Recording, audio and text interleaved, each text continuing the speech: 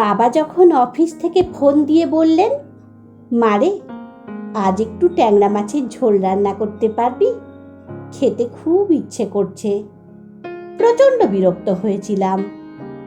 এমনিতেই সকাল থেকে লিমনের সাথে ঝগড়া চলছে, মন মেজাজ একদম ঠিক নেই, তার উপর আবার রান্নাবান্নার এই ঝামেলা। মা তো মরে গিয়ে বেঁচে গেছেন, আমাকে রেখে গিয়েছেন রাত দিন 24 ঘন্টা বাবার ঝামেলা সামলানোর জন্য। যাই হোক, যথেষ্ট অনিচ্ছা থাকা সত্ত্বেও রান্নাঘরে গেলাম ট্যাংরা মাছের ঝোল রান্না করতে। রান্না করতে করতেই লিমনকে এক নাগাড়ে ফোনে ট্রাই করে যাচ্ছিলাম। না, ফোন ধরছে না লিমন।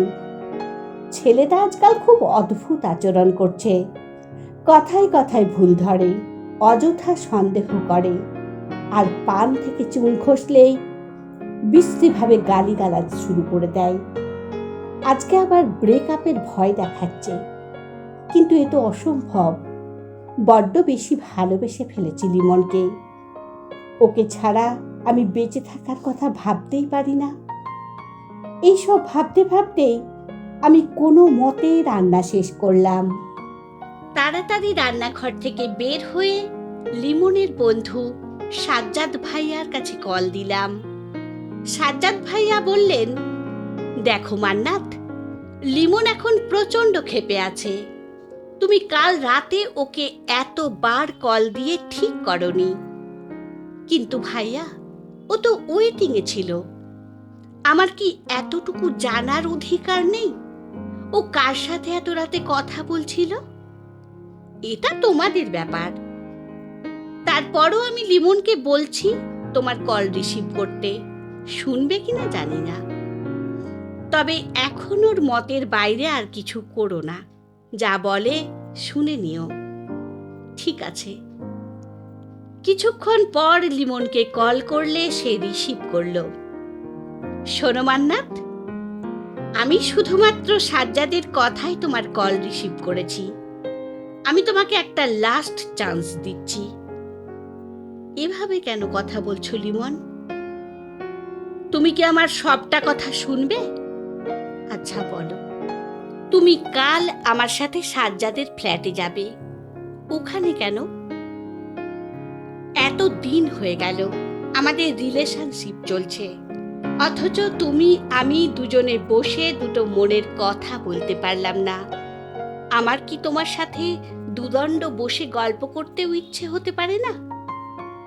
কিন্তু লিমন, কোনো কিন্তু নয়, যা বলছি তাই। আর একটা কথা, আর আসার সময় 3000 টাকা নিয়ে আসবে। গত সপ্তাহে না তোমাকে 1500 টাকা দিলাম? এত প্রশ্ন কেন করছো? তুমি মনে হয় ফাইনালি ব্রেকআপই চাচ্ছ। না না, ঠিক আছে, আমি নিয়ে আসবো। টুক করে লাইনটা কেটে দিল লিমন। এতক্ষণে আমি একটু শান্তি পেলাম, কিন্তু টেনশন তো থেকেই গেল। 3000 টাকা কোথায় পাবো? সন্ধ্যায় বাবা এক রাশ ক্লান্তি নিয়ে অফিস থেকে ফিরলেন। এসেই ডাকাডাকি শুরু করে দিলেন, মান্নাত, কোথায় গেলি মা? দেখ তোর জন্য কি নিয়ে এসেছি। কি হয়েছে বাবা, এত চেঁচামেচি কেন?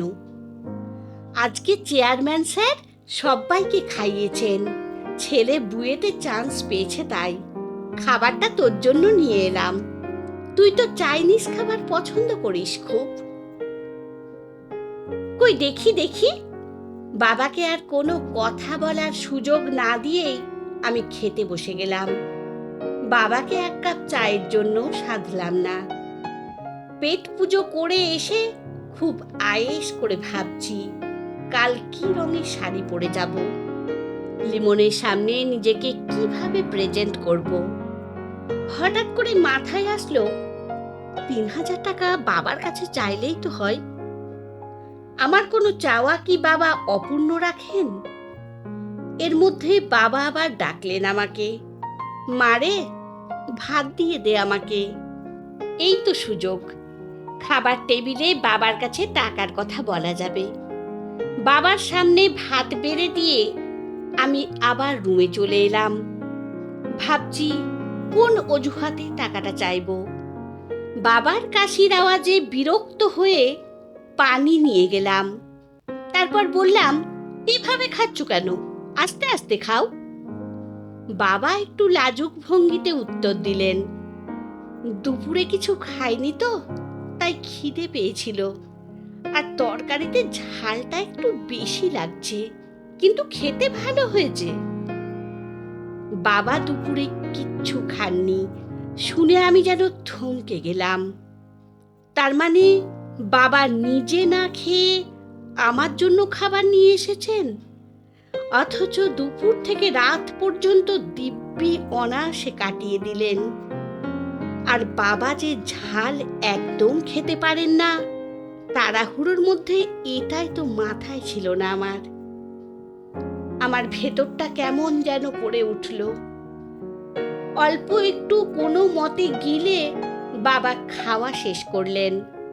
আমি বুঝতে পারছিলাম বাবার খেতে কষ্ট হচ্ছিল, কিন্তু বাবা মুখ ফুটে কিচ্ছু বলেননি। কিছুক্ষণ পর বাবার কাছে গিয়ে বললাম, আমার কাল ৩,০০০ টাকা লাগবে বাবা। বাবার মুখটা নিমেষে চুপসে গেল। বুঝতে পারছিলাম বাবার হাতে এখন কোনো বাড়তি টাকা পয়সা নেই, থাকবেই বাকি করে। আজ মাসের ২৫ তারিখ। কিন্তু বাবা আমাকে কিছু বুঝতে না দিয়ে বললেন, ঠিক আছে, কাল সকালে নিয়ে নিস। আর কোনো প্রশ্ন করেননি বাবা। মা মারা যাওয়ার পর থেকে এই বাবাই আমাকে বুকের মধ্যে আগলে রেখেছেন। আদর যত্নের কোনো কমতি রাখেননি। যখন যা চেয়েছি তাই পেয়েছি সব সময়। বেশিরভাগ সময় বাবা তার সাধ্যের বাইরে গিয়েও আমার প্রয়োজন মিটিয়ে দেন। বিনিময়ে আমি কি কিছু করতে পেরেছি বাবার জন্য? এসএসসি আর এইচএসসিতে দুটো জিপিএ 5 ছাড়া আর কিছুই দিয়ে উঠতে পারিনি বাবাকে এ পর্যন্ত। কিন্তু এইসব ভেবে এখন সময় নষ্ট করতে একদম ইচ্ছে করছে না। ডাইনিং টেবিল গুছোনোর সময় শুনতে পেলাম বাবা ফোনে কাকে যেন বলছেন, আমার সিরিয়ালটা ক্যান্সেল করে দিন, অফিসে কাল কাজের চাপ আছে, তাছাড়া এখনই ডাক্তার দেখানোটা জরুরি না। স্পষ্ট বুঝতে পারলাম বাবার বুকের ব্যথাটা নিশ্চয়ই আবার বেড়েছে, কিন্তু আমাকে বুঝতে দেননি, আর আমিও হয়তো বুঝতে চাইনি। ৩,০০০ টাকা যে বাবা চিকিৎসার জন্য রেখেছিলেন তাও বুঝতে অসুবিধে হলো না। খুব ছোটখাটো একটা চাকরি করেন বাবা। মাস জুড়ে সংসারে টানাটানি চলতেই থাকে। এই স্বল্প আয়ের মধ্যে আমার চাহিদা মেটাতে গিয়ে প্রায়ই বাবা হাঁপিয়ে ওঠেন। রাতে ঘুমোতে যাওয়ার আগে লিমনকে টেক্সট করলাম, সকাল 11টায় প্রথমে পার্কে চলে আসবে। সকালে বাবা অফিসে যাওয়ার আগে আমার হাতে ৩,০০০ টাকা দিয়ে গেলেন। ঠিক সকাল 11টায় সবুজ কালারের একটা শাড়ি পরে হালকা সেজে পার্কে পৌঁছে গেলাম। লিমন আমার আগেই পৌঁছে গিয়েছিল। আমি লিমনের সামনে যেতেই লিমন ভুরু কুঁচকে বলল, আর কোনো কালার পেলে না? জানো না, সবুজ আমি একদম সহ্য করতে পারি না। আমি শুধু একটা মুচকি হাসলাম। খানিক বাদে লিমন আবার বলল, ঠিক আছে, চলো এখন। আর টাকাটা এনেছো? আমি আচমকা লিমনের গালে কষে একটা চড় বসিয়ে দিলাম। লিমন হতভম্ব হয়ে গেল। গালে হাত দিয়ে এক দৃষ্টিতে আমার দিকে তাকিয়ে রইল। আমি স্বাভাবিক ভঙ্গিতে বললাম, এ পর্যন্ত আমার কাছ থেকে অনেক টাকা হাতিয়েছিস, এক্ষুনি সব ফেরত দিবি। আমার কাছে তোর সব অশ্রাব্য গালি গালাজ আর কুপ্রস্তাবের রেকর্ডিং আছে। এগুলো নিয়ে পুলিশের কাছে গেলে তোর কি অবস্থা হবে বুঝতে পারছিস? মান্নাত, কি বলছো এসব? ঠান্ডা হও প্লিজ। একদম আমার গায়ে হাত দিবি না। আমি কিন্তু লোক জড়ো করব। টাকাগুলো ফেরত দে। অবশেষে লিওন তার ক্রেডিট কার্ড আমার কাছে জমা দিয়ে মান ইজ্জত নিয়ে পালাতে বাধ্য হলো। আমি সোজা বাবার অফিসে চলে গেলাম। সবুজ রং বাবার খুব পছন্দের। বাবা আমাকে দেখে খুব অবাক হলেন, একই সাথে খুশিও হলেন। সেখান থেকে ছুটি নিয়ে বাবাকে বগল দাবা করে হসপিটালে গেলাম। কিন্তু ডক্টর আজকে আসেননি বলে বাবার চেক আপ করাতে পারলাম না। হসপিটাল থেকে বের হয়ে চলে গেলাম শপিং মলে। বাবাকে দুটো নতুন শার্ট আর একটা প্যান্ট কিনে দিলাম। 3টে পুরনো শার্ট আর 2টো পুরনো প্যান্ট দিয়ে বাবা 4টে বছর চালিয়ে নিয়েছেন। শার্ট প্যান্ট কেনার সময় বাবা বারবার বলছিলেন, আমার তো এসব আছে সব, শুধু শুধু টাকা নষ্ট করছিস, এই টাকা দিয়ে বরং তোর জন্য কিছু কিনে নে। গত ঈদের পর থেকে এ পর্যন্ত তোকে কোনো ড্রেস কিনে দিতে পারিনি। প্রতিদিন ভার্সিটি যাস, নতুন ড্রেস লাগে তো। প্রতি উত্তরে আমি বাবাকে জিজ্ঞেস করলাম, তুমিও তো প্রতিদিন অফিসে যাও, তোমার বুঝি লাগে না? মৃদু হেসে বাবা উত্তর দেন, বাবাদের এত কিছু লাগে না রে, বুঝলি? আমি আর কিছু বলার ভাষা খুঁজে পাইনি। বাবাকে একজোড়া জুতোও কিনে দিলাম, কম দামের মধ্যে। এখন যে জুতোটা পরে আছেন, এটার জায়গায় জায়গায় সেলাইয়ের দাগ আছে। কমপক্ষে 5 বার এটা মুচির কাছে নিয়ে যাওয়া হয়ে গেছে।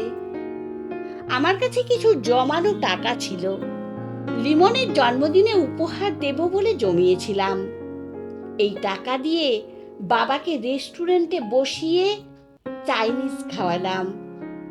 রেস্টুরেন্টে বসে বাবা আমাকে খাইয়ে দিলেন।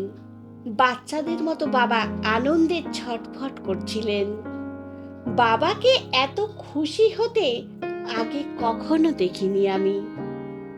বাবা হয়তো কোনোদিন ভাবতেও পারেননি আমি আমার গোটা একটা দিন বাবাকে কখনো দিতে পারবো।